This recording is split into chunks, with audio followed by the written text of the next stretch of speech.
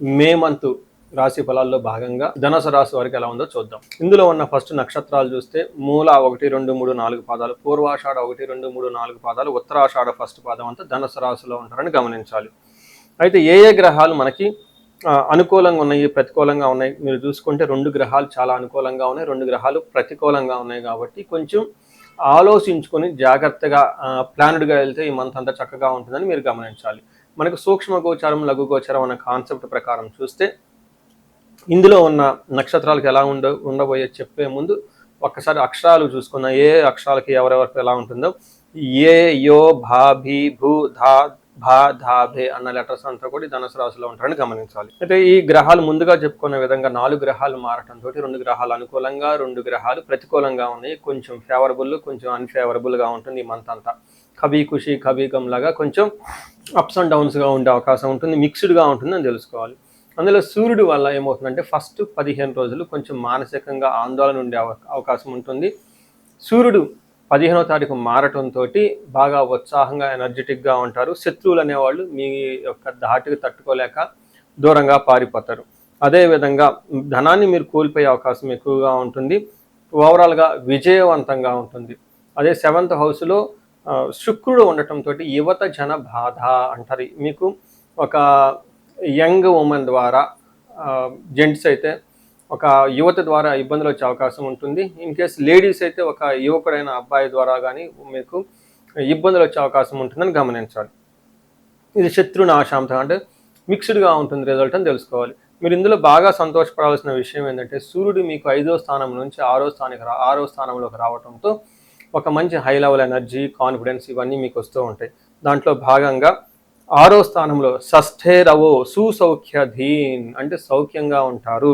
యత్న కార్యార్థ సాధనం ఏదైనా కనుక ప్రయత్నం చేస్తే అందులో చక్కగా అనుకున్న పనులు అవుతూ ఉంటాయి. దేహ ఆరోగ్యం, శారీరకంగా ఆరోగ్యంగా ఉంటారు, సంతోషకరంగా ఉంటారు. వస్త్రధాన్య లాభకృత్ అంటారు. అంటే బట్టలు కొనటం కానివ్వండి, ధాన్యం కొనటం కానివ్వండి, అనుకున్నవన్నీ కొనుక్కునే అవకాశం ఎక్కువగా ఉంటుందని గమనించవచ్చు. అంటే 6వ ఇంట్లో సూర్యుడు ఉండటం వల్ల ఓవరాల్గా మీకు లైఫ్లో కాన్ఫిడెన్స్, మీ మాటలకు విలువ, అలానే మిమ్మల్ని ఇబ్బంది పెట్టేవాళ్ళు మీ నుంచి దూరంగా వెళ్ళిపోతారని గమనించుకోవాలి. అయితే 5వ స్థానంలో కుజుడు ఉండటంతో ఇది కొంచెం మీకు టూ మచ్ అనవసరమైన వాటికి ఖర్చులు కలిగించే అవకాశం ఉంటుంది.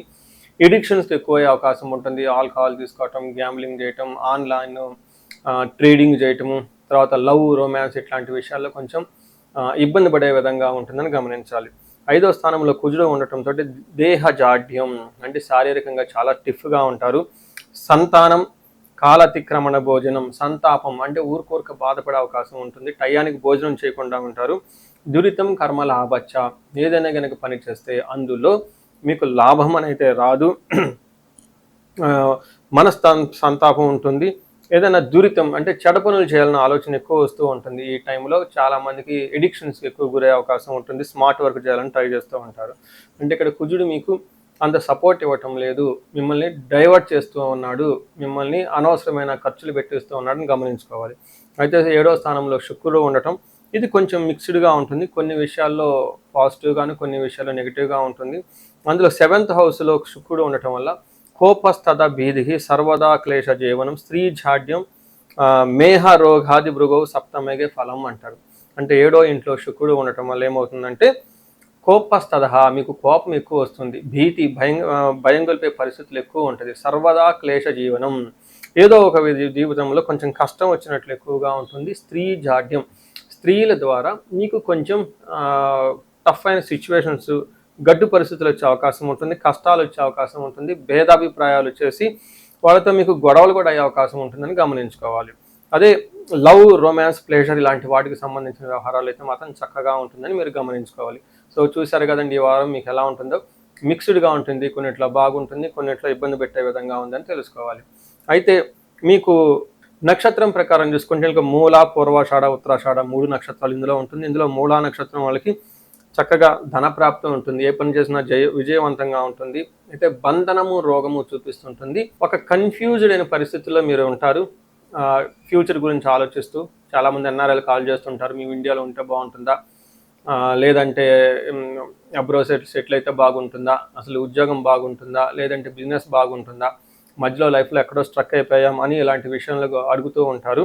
అంత బంధనము, లేదంటే మల్టీ సోర్సెస్ ఆఫ్ ఇన్కమ్ ఉంటుంది, లేదంటే గవర్నమెంట్ ఆఫీస్ జాబ్కి ఒక 3-4 సంవత్సరాల నుంచి ప్రిపేర్ అవుతున్నాము, ఇప్పుడు ప్రిపేర్ అయితే బాగుంటుందా లేదా, అసలు వస్తుందా లేదా, ఇలాంటి విషయాలు తెలుసుకునే ఒక కన్ఫ్యూజన్ అనే పరిస్థితుల్లో ఉంటారు. కాబట్టి దీనికి బెస్ట్ ఆన్సర్ మీ హారోస్కోప్లోనే ఉంటుంది. అది ఒకసారి చూపించుకుంటే చాలా బాగుంటుంది. అదే పూర్వాషాఢ నక్షత్రం వాళ్ళకి ధన ప్రాప్తి బాగుంది, జయం ఉంటుంది, కలహము బంధనము గొడవలు అయ్యే అవకాశం ఉంటుంది, తర్వాత బంధించబడినటువంటి పరిస్థితి ఉంటుంది. నెక్స్ట్ పూర్వాషాఢ నక్షత్రం వాళ్ళకి జయప్రదంగా ఉంటుంది, ధనప్రాప్తి ఉంటుంది, తర్వాత బంధనము, రోగము, కలహము అని కూడా వీళ్ళకి చూపిస్తూ ఉంటుంది. సో చూశారు కదండి, ఏ ప్రకారంగా చూసుకున్నా కానీ వీళ్ళకి కొంచెం ఇబ్బందులతో కూడి ఉంటుంది అన్న విషయాన్ని కొంచెం గమనించుకుంటే చాలా బాగుంటుంది. టోటల్గా వీళ్ళకి పూర్వాషాఢ ఉత్తరాషాఢ నక్షత్రం వాళ్ళకి సివియర్గా గ్యాస్ట్రైటిస్ వచ్చే అవకాశం ఉంటుంది. రెండోది వీళ్ళకి ధనుసు రాశి వాళ్ళకి అర్ధ అష్టమ శని నడవటంతో పాటుగా కొంచెము ఇబ్బందులు పడే అవకాశం ఉంటుంది. కొంచెం జాగ్రత్తగా గమనించుకోవాలి. అనుకున్న పనులన్నీ త్వరగా కాకుండా నిదానంగా అయ్యే అవకాశం ఎక్కువ ఉంటుంది. సో ఏ ప్రకారంగా చూసుకున్నా ఇది మిక్స్డ్గా ఉంటుంది. ఈ మాసం కొన్ని విషయాల్లో బాగుంది కాబట్టి ఎక్కడ బాగుందో వాటి మీద టైం ఎక్కువ స్పెండ్ చేయండి. ఎక్కడైతే కొంచెం ప్రతికూలంగా మీకు అనిపిస్తుందో ఒక 2 స్టెప్లు వెనక్కి తీసుకొని రిలాక్స్ అయ్యేసి తర్వాత స్టార్ట్ చేస్తే బాగుంటుంది.